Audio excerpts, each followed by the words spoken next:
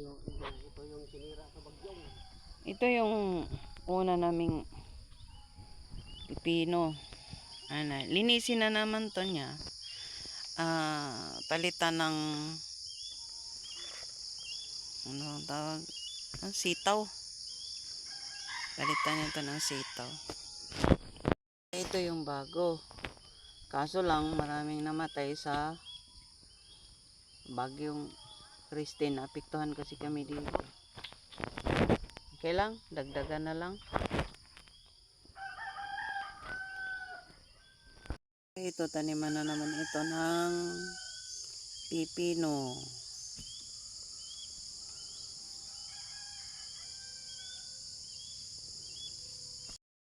Ito, lilinisin pa. Taniman din ito ng pipino.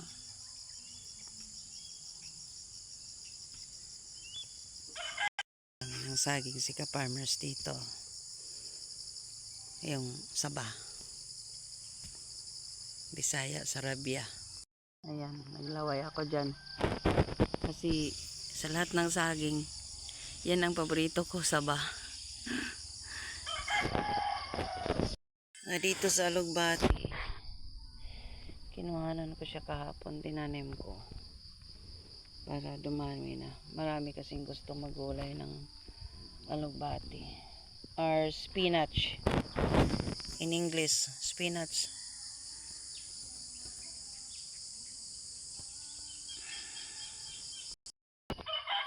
Ito, ililipat na naman. Good morning to all viewers, subscribers, followers, and to all other countries that always watch my videos. Thank you so much, and good morning. Keep safe always.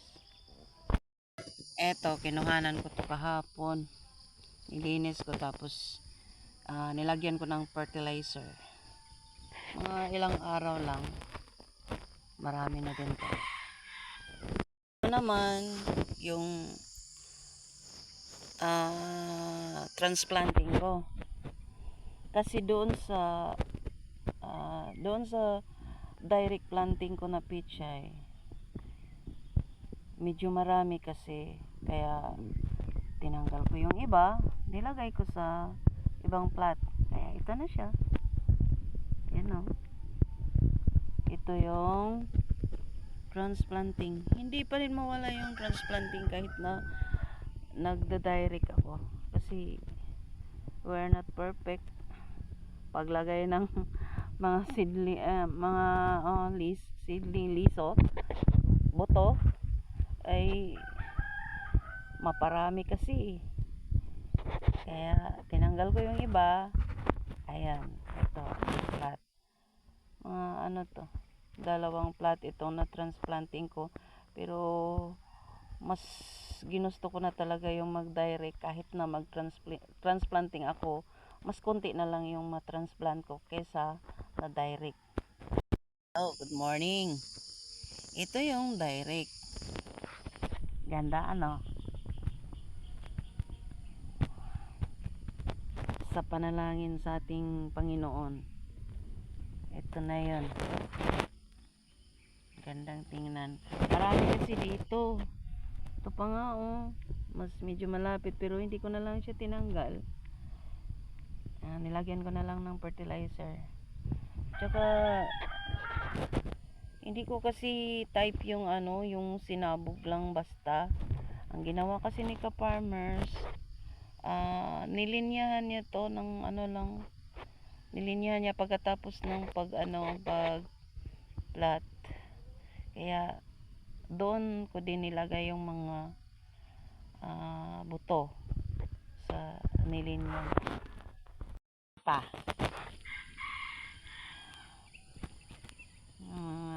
Dalawang linggo siguro, malaki na to. Wala ngayon. Ganda talaga niyang tingnan, no? Bago lang kasi, sa tagal na namin nag tanim ng pichay. Puro kasi kami transplanting. Kahit medyo bata pa ako noon, nakakapagod din. Pero sa ngayon ko lang talaga nasubukan. Tsaka ilang try din kami bago ko na-achieve yung ganito. Ayan o. Medyo madami siya. Marami yan. Pero tinanggalan ko na yan. Kaya, thank you Lord at na-achieve ko na ito. Patuloy pa kaming magtatanim habang may buhay pa. Hindi kami titigil sa pag-garden talaga. Salamat sa lahat ng mga suki namin. Maraming salamat sa inyong lahat. Kung wala kayo, wala din kami. Tsaka yung mga viewers, followers at subscribers, wala kami kung wala kayo. Maraming salamat sa inyong lahat. Tuloy lang. Mas gusto ko kasi yung pichay kasi mas madali siya, mas mabilis. Sabihin na natin sa talong, palagi na lang tayong mag-harvest pag okay na, nakaumpisa na siyang namunga. Pero mas gusto ko pa rin yung pichay. Tsaka palaging hinahanap yung pichay sa mga mga customers namin. Kaya habang may lakas pa, magtatanim. Tsaka favorite ko din yung pichay. Yung pichay na ginisa na pichay na may sardinas. Once again, good morning. Good morning to all viewers, followers, and subscribers. Thank you to all each one of you. Good morning. Keep safe. May God bless us always. Ayan. Nagkuha si ka-farmers ng pichay.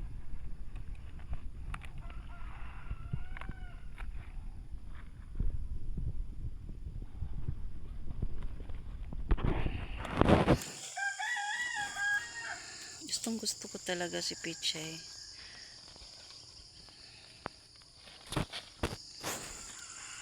Nung nag-umpisa kami sa pichay, sobrang layo, mga 1 kilometro. one roller distance.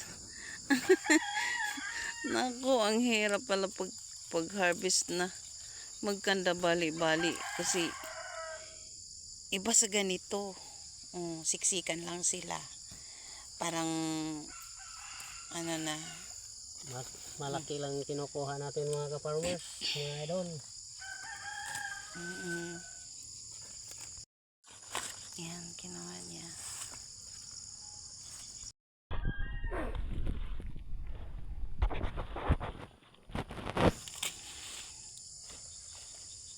Napakasipag talaga to si ka-farmers. Araw-gabi. Sana lang bigyan pa kami ng malalakas na pangangatawan habang buhay. Para sa mga anak namin, para sa lahat ng mga viewers, followers, subscribers, at para sa mga suki namin na palaging naghahanap ng mga preskong gulay namin. Thank you so much to all each one of you.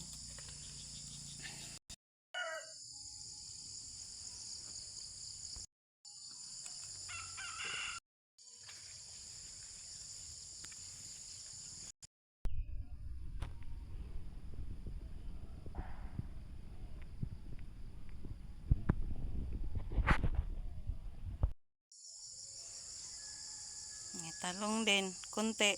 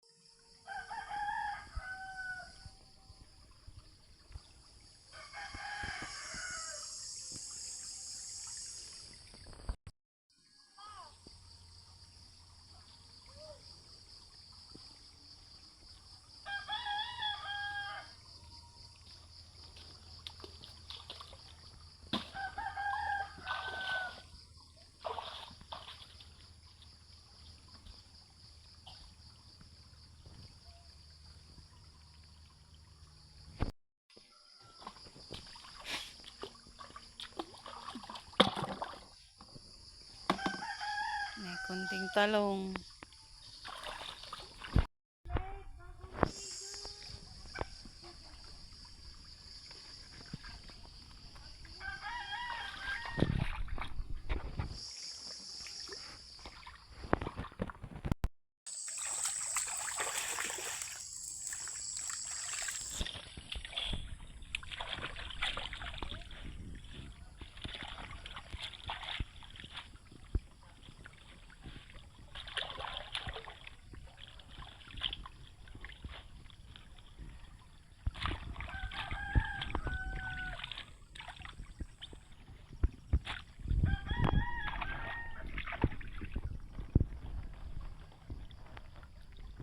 Mas maganda mga ka-farmers.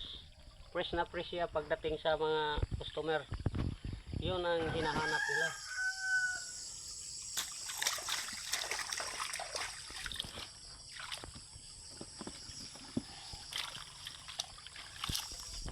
Ilagay natin to sa plastic para hindi mga bali. So, ganun lang muna mga ka-farmers. Thank you so much. All subscribers, viewers. Thank you so much. May God bless us always. Keep safe always. Bye.